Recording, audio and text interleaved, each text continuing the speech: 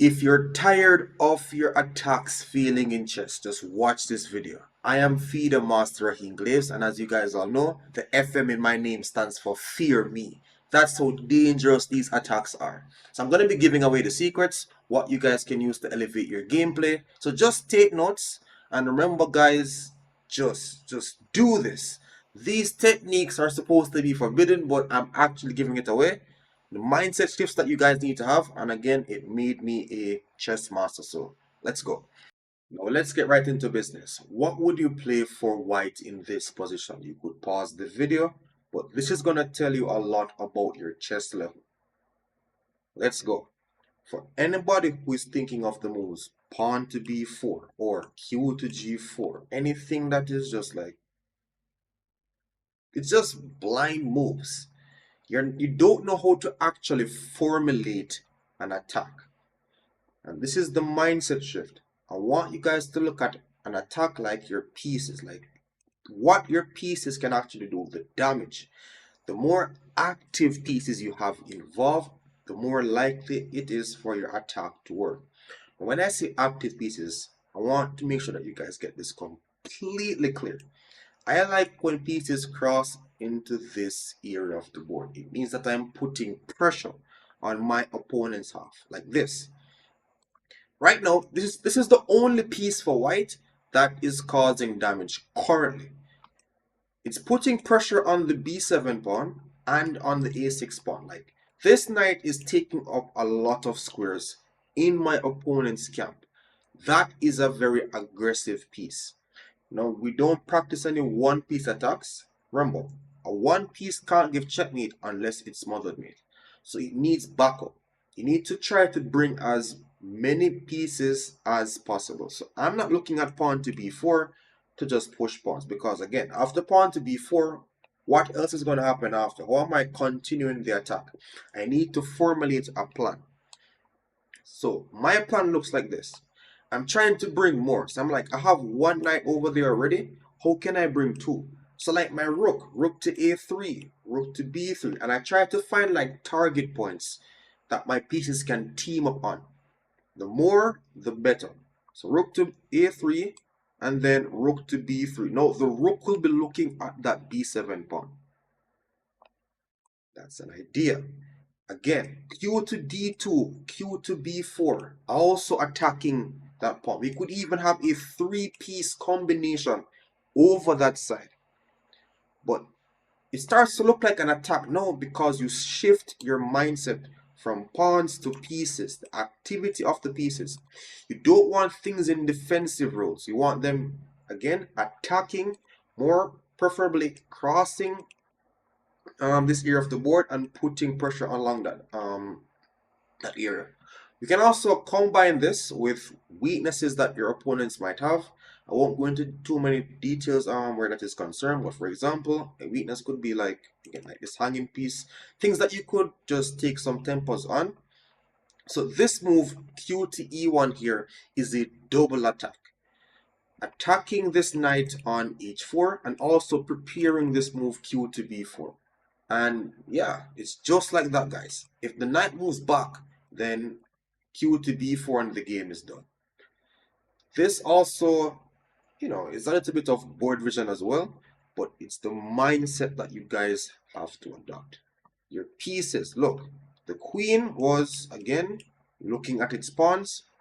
We had to transfer it to a very aggressive role. This is the pathway. So if you look at pawns just like walls, like, and you're basically having your pieces going through these structures to actually attack your opponent, things will become a lot clearer. And just like that, black is going to be losing a piece. Like, either he gives you the piece or he gets checkmated. There's no alternative. So ensure that you're getting this one down. We're going to be going into another example. So let's get right into it. Now, whenever you are attacking, don't just look at one piece. If you're like queen check, oh, he pushed g6, and then you're just, all right, let me retreat back. Rubbish. Whenever you're attacking, you attack with multiple pieces. And in this scenario, we have a three-piece combination. Four, depending on how you want to look at it. Like this is indeed pointing over there, but we have three main attacking pieces. All right. Now, whenever this is done, we don't want to get tunnel vision on one piece. We take a step back, we practice board vision, and we're like, all right, I have a three-piece combination right now. Can this do anything? And you try to see a way in which all pieces can like do teamwork. Luckily, instead of retreating back in this position, there's this move. Q takes d5. And just like that, the pin is like super dangerous. After queen takes, then bishop takes. This pawn is unable to take because of the pin of the king. But guess what? All three pieces were needed to win that piece on d5.